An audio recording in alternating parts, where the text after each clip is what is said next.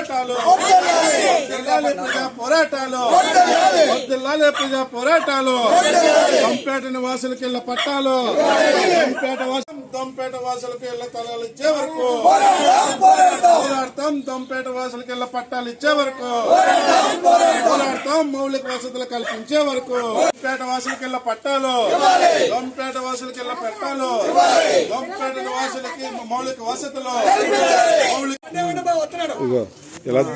ఇలా దగ్గరగా తీయాలి,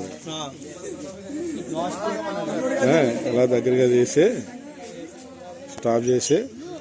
ఆంధ్రప్రదేశ్ రైతు కూలీ సంఘం రాష్ట్ర ప్రధాన కార్యదర్శి కర్ణాకుల వీరాంజనేయులు మాట్లాడుతున్నాను. ప్రధానంగా కాకినాడ జిల్లా పెద్దాపురం 1వ వార్డులో ఉన్నటువంటి దొంపేటకు సంబంధించి 30 ఏళ్ల క్రితం దాదాపు ఒక 15 ఎకరాల భూమిలో ఇళ్ళు వేసుకుని ఉంటున్నాం. అనేక ప్రభుత్వాలు మారుతున్నాయి. ఒక సందర్భంలో అయితే మాకు పట్టాలు ఇవ్వందే, మాకు రోడ్లు లేనిదే, మాకు డ్రైనేజీ సిస్టమ్ లేనిదే, మాకు బాత్రూమ్లు ఇవ్వందే మేము ఓట్లు వేయమని కూడా దొంపేట వాస్తవీలు తెగేసి కూర్చుని ఓట్లు వేయలేదు. అది కలెక్టర్ గారు కూడా చూశారు. దాని మీద ప్రకటన కూడా చేశారు కలెక్టర్ గారు. అయినప్పటికీ కూడా కనీసం ఒక తాటర మట్టేసిన రాజకీయ నాయకుడు లేడు. తాటర మట్టి కానీ, రోడ్లు కానీ, డ్రైనేజీలు కానీ, బాత్రూములు కానీ, శ్మశానాలు కూడా లేవు. ఇక్కడున్న 200, 300, 500 కుటుంబాలు ఎవరైతే ఉన్నారో మనిషి చనిపోతే ఎక్కడ తీసుకెళ్లాలో కూడా తెలియని పరిస్థితి ఇవాళ దొంపేటలో పెద్దాపురం 1వ వార్డులో ఉంది. అందుకే మేమేమంటామంటే ఆంధ్రప్రదేశ్ రైతు కూలీ సంఘం ఆధ్వర్యంలో ఇక్కడ పోరాడి మేము ఇక్కడ ఇళ్ల స్థలాలు సాధించాం. పెద్దాపురం జైలు కూడా చేసాం, రాజమండ్రి సెంట్రల్ జైలు కూడా చేసాం.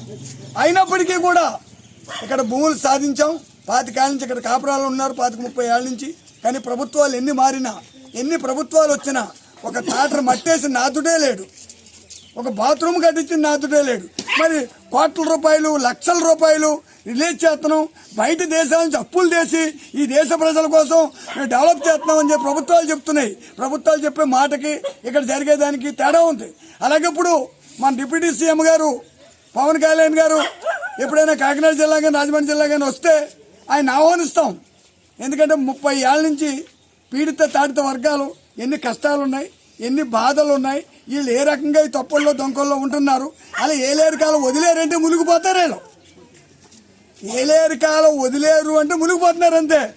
ఆ నీటిలోనే, ఆ కష్టాల్లో, ఆ బాధల్లోనే అలాగే ఉంటున్నారు. అందుకే మేమేమంటామంటే ఆంధ్రప్రదేశ్ రైతు కూలీ సంఘం, AIFTU, POW శ్రీముక్త ఆధ్వర్యంలో ఇలా ఉద్యమానికి సిద్ధంగా ఉన్నాం. ప్రభుత్వాలు దిగి రాకపోతే మేము ఖచ్చితంగా ప్రతిఘటిస్తాం, ఉద్యమం రూపాన్ని తీసుకొస్తాం, పోరాట రూపాలు తీసుకొస్తాం ఆంధ్రప్రదేశ్ రైతు కూలీ సంఘం ఈ సందర్భంగా తెలియజేసుకున్నాను.